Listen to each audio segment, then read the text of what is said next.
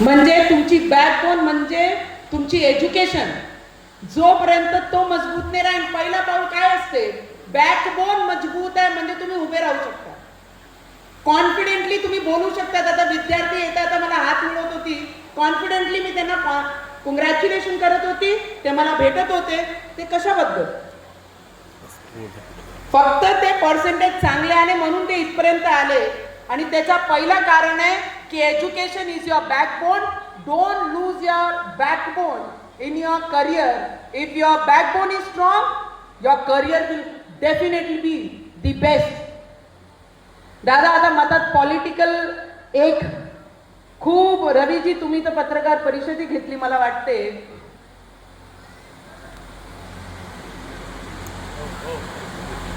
पत्रकार परिषद सुद्धा घेतली माझी वतीने.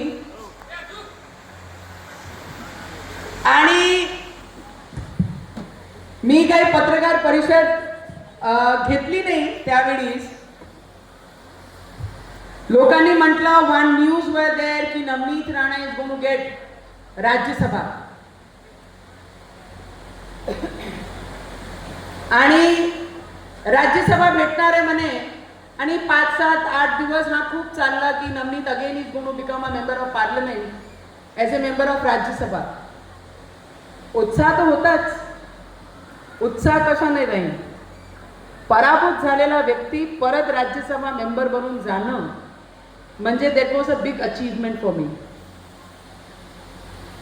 जेव्हा मी सुनित्रा पवार ताईच्या डिप्टी सीएम ऑफ महाराष्ट्र, त्यांचा मी मनापासून धन्यवाद करन. आणि ज्यांना मी दादा म्हणते, ज्यांची मी लाडकी बहीण आहे असे आमचे देवेंद्र फडणवीसजी, त्यांचा मी मनापासून धन्यवाद करते की कंटिन्यू 8 दिवस हा चर्चा चालली. आणि रवीजी लोकांनी म्हटलं, माझे शुभचिंतक जे होते, काय काय शुभचिंतक आपल्या सगळ्यांच्या जीवनात असतात ना, आपलं शुभ पाहून त्यांना चिंताच होऊन जाते. आइए महापौर साहेब,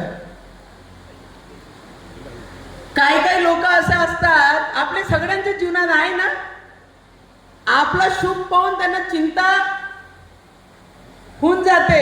ऐसे शुभचिंतक मेरे भी कुछ थे. और 8 दिन कंटिन्यू ये चला है कि नवनीत राणा एनसीपी के दरवाजे पे, नवनीत राणा एनसीपी के दरवाजे पे.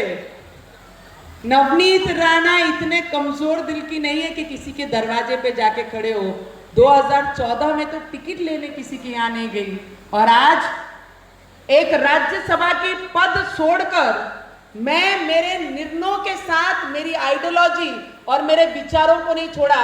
इतना मजबूत निर्णय लेके आज मैं मेरे झंडे के साथ खड़ी हूं. ये निर्णय लेना मुझे राजकीय क्षेत्र में आने के बाद लोगों ने सिखाया. दादा रवीजी, जेव्हा सगळ्यांनी म्हटलं की नवनीत राणा आता एनसीपी मध्ये जाईल, एनसीपीच्या माध्यमातून एनसीपीची राज्यसभा मेंबर बनणार, तेव्हा लोकांना माझे शुभचिंतक जे होते, ज्यांना माझा शुभ पाहून चिंता व्हायला सुरू झाली होती, त्यांना माझं फक्त एवढंच बोलणं आहे की नवनीत राणा आपले विचारांना धोका देणारी नाही.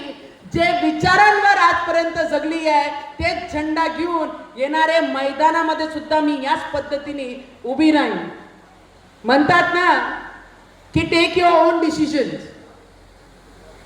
समबडी हॅज टोल्ड की तुम्ही तुमचे निर्णय स्वतः घ्या. जर तुम्ही तुमचे निर्णय घेण्या क्षमता ठेवली नाही तर तुमचे निर्णय कोणी दुसरा घेईल. आणि ते निर्णय घेऊन मी माझे विचारांसोबत उभी राहिली. आणि भविष्यात सुद्धा मी माझे विचारांना सोडून कुठे जाणार नाही. पद येईल, पद जाईन, पण माझे विचार माझे शेवटच्या श्वासापर्यंत माझे सोबतच राहीन. तेच विचार सोडून मी कुठेच जाणार नाही. आणि लढेंगे ना, फिर लड़ेंगे ना.